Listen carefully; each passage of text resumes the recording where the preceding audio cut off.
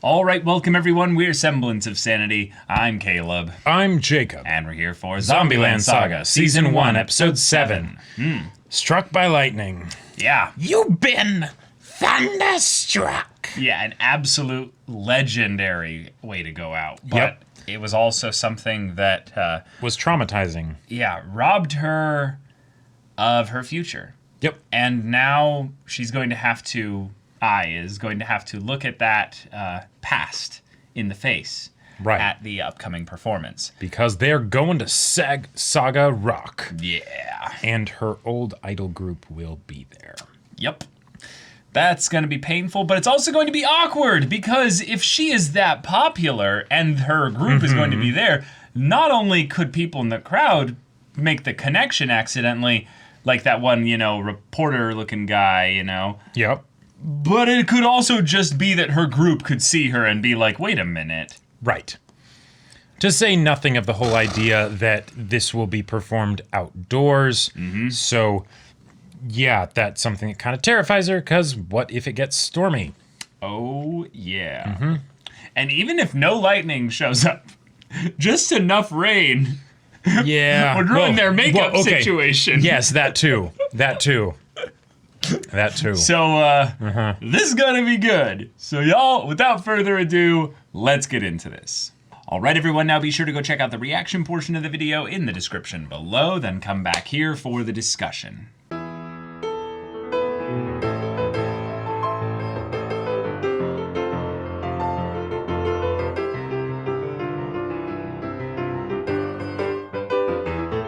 Okay. All right. We got our performance. Yep. It was all done in the one episode. They did a great job. We did not have them encounter Iron Frill, which is good for sure. But the journalist reporter guy did definitely see them again and noticed like something special about them. Right. Not necessarily recognizing Ai or Junko, but angels descend on Saga Rock. That's a pretty impressive tagline. Yeah. So seriously.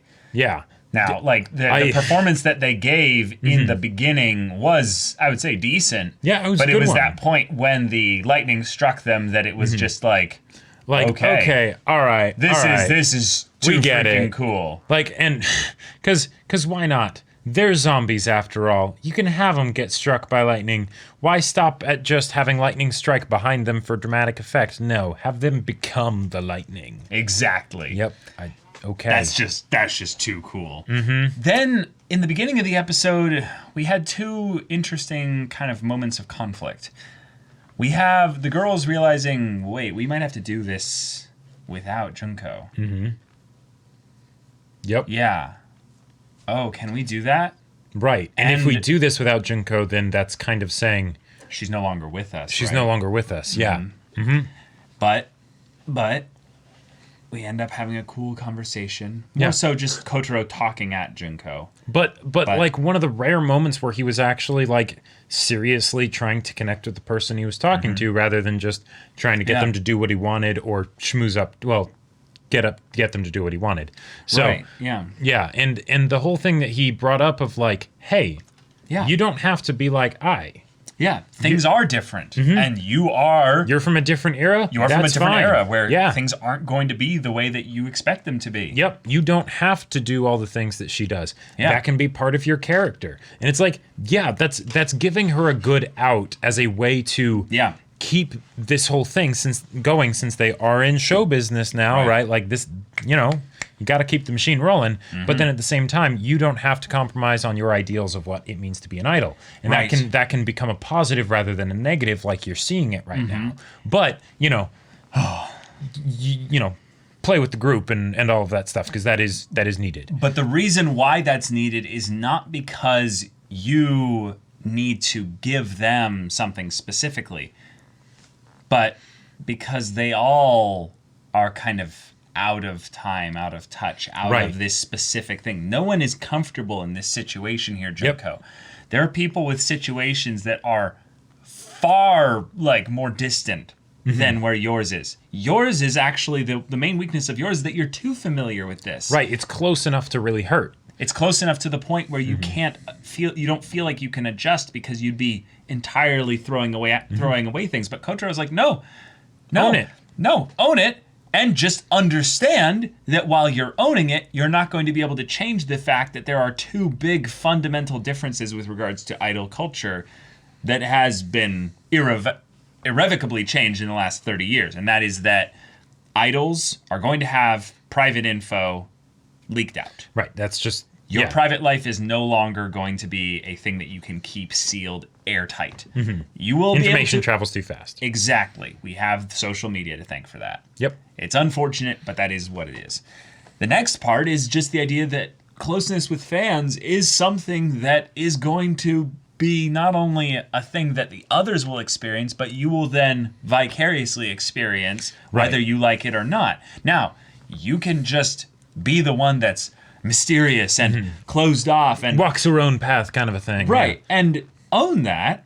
Just know that it's not going to change the way the other girls do things. Right. But while they're doing those other things, they might need to lean on you at times. And there will be points where you'll need to lean on them. And the whole is greater than the sum of its parts. Yeah, and then they had that really cool callback to the moment where I basically kind of helped support Junko in a moment where it was kind of tough to figure things out in the training of the dance choreography and stuff.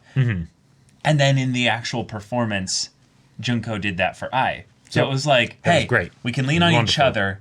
We're both of the people that understand this idol culture the best. Right. Even though we actually see it completely differently.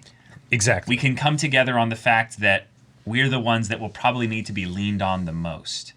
So when you're doing down, I got you. Don't worry, I have your back. And that's got to feel so good for both of them because not only is, Junko one that was a solo performer, so she didn't really have anyone to lean on like that. That's true. Not necessarily in the same feeling of like a peer. It would be like a, someone in her squad, I don't know, her entourage or something. Or maybe her family or her manager or something like that, maybe. Right. But she probably didn't have true friends. Not really. Because she had to keep everything super airtight and stuff. Or she had to literally lead a double life to pretend like she wasn't an idol when she did, regular life stuff. And however she ended up doing it, she managed to do it, right? Because she loved being an idol that much. Yep. And I think that is something that it can be easy for other people in the group, for sure, and sometimes even I, to forget, because,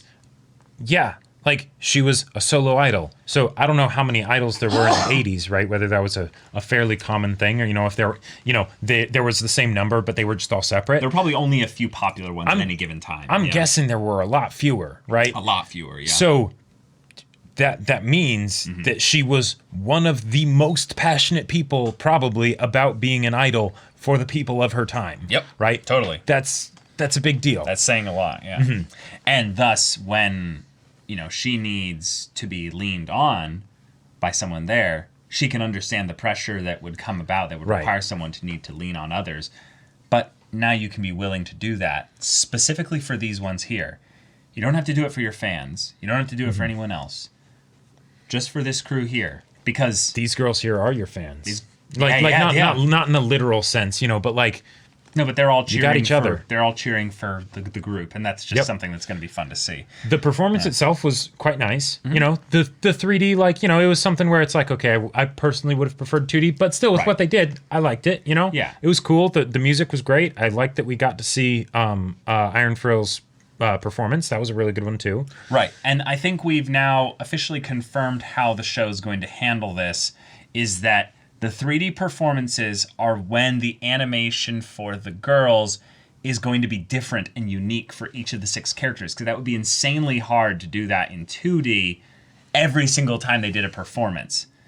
In the Iron Frills one, they even didn't have all of it front and center there. Right. But when they did, each girl was doing the exact same motion as the others, which probably made it a lot easier to make. Right, and there wasn't as much detail on the characters and in the kind of motions that they were doing. It was it was a lot simpler stuff. Yeah, with the hair and stuff like that. The things that would probably be the hardest to generally animate. And I gotta say, with 3D and things like that, I suppose you could totally still do it with 2D, but, hand-drawn stuff, but it would probably be a lot harder. But you can get things like Ty just randomly deciding to, I'll just sort of, dance around, do my own thing, behind them. Yeah, there you go. It's Why so not? fun to watch Why this. And just every once in a while be like, wait, what's Ty doing? Yeah. Oh, yeah. Oh my god, that whole scene before the actual show where Saki is trying to like get them hyped up and Ty is just mimicking her.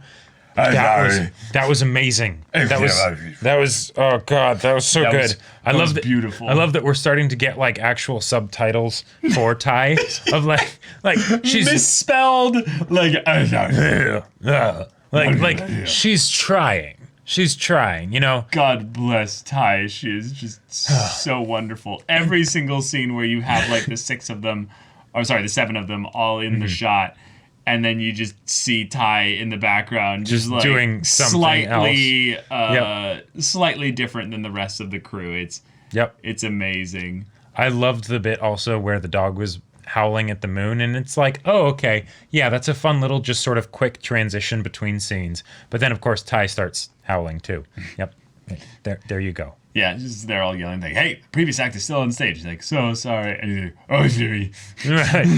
Right. like she is actually, learning whether or not she knows what she's doing. Exactly. That's another thing. It's like the child that looks at their parent and just imitates what they see. It's true. And they're always watching, so be careful what you do, Saki. No. Oh no. I'm sure that can't cause any kind of trouble in the future. No. It won't. That's definitely not going to happen. But one of the things I am kind of curious about, they just demolished Saga Rock, so they owned that stage. They owned that stage. Mm-hmm. So what's next? Because this is just episode 7. Mm-hmm. So like, okay. Yeah. Now they'll probably be able to get a lot more performances like this, more gigs like this, you know, because they made an impression. Yeah. But Franchouchou isn't exactly a grassroots movement anymore, you know? Like, so we'll have to see what happens. Like, those two fans will probably end up being like, sorry, I know you like Franchouchou, but we were there at the beginning. Yeah. Oh, yeah. Speaking of just this whole instance there with Franchouchou's performance and stuff, I did go back and check, and this is the song that has been their classic theme song since like episode 3. And they've played it now twice before this. This was just the best time that they were able to perform it. And the idea of them having the robotic auto-tuned voices and stuff because of the lightning striking them. How that works, just who cares? Yeah, who cares about that? It just adds even more to the idea of a lot of the things in the song that they did, like them kind of moving like little robots and stuff. Yep. And then I remembered, oh, wait, they were even kind of setting this up. You're not robots, you're zombies. So good on this show for just doing some just silly, goofy comedy that actually was made to make the performance and grand emotional climax of this episode even more just emphasized. And why not have them be glowing after being struck by lightning? Why not have them shoot little laser pointers from their fingers? You know, again, why not? Don't think about it too much. It's awesome. Exactly. But hey, there we go. We are now probably going to see them having some kind of an article written about them, some kind of published news and stuff that might even result. Yes, but also might result in maybe some personal interviews or something potentially. Like that. I am very curious how they'd handle the whole Ty interview. Like, she just kind of like sits there and just kind of goes, No, Ty will just be in a similar way to Junko. Junko will be like, sorry, I don't do interviews or something like that. And then they'll be like, all right, what about Ty? No, she doesn't do interviews either. Right. There you go. You go. Nice. Mysterious, does her own thing. There's a set of them that form another mini group within Franchouchou, which is interesting because idol groups primarily, I believe, focus a little bit more on having some type of uniformity, but then also like standing out just enough to where you can distinguish each member. You've got to basically sub-waifuize each one. Right. Yeah. Yeah. Have each person, whether you're talking about idol groups or, you know, anime casts of characters. Or anime casts of characters or the J-pop kind of like boy bands, you know, or like anything like that. You got to have each person be a character and have their quirk and their shtick. True. Yeah. But yeah, all right, that's the episode. Thank you so much for watching this episode's reaction and discussion. If you want to see the next episode's reaction and discussion right now, though, go check out the link in the description below for our Patreon. You can get on early access there. You can watch full-length timer reactions there, and all this comes with Discord access, so you can chat with us and the community there about this show, about anime in general, and you can also check out our Twitch channel. Indeed. We stream Monday through Friday at 3 p.m. Pacific time each of those days. Monday is podcast. Tuesday is One Piece dramatic manga readings. Wednesdays and Fridays, Caleb does gaming. Yep, I'm playing Hades right now. And then Thursdays, I do gaming, which right now is Persona 4 Golden. I like this is the voice that I'm choosing to use. Thank you for coming to this announcement. Yes, Yeah. And we will see you all next time.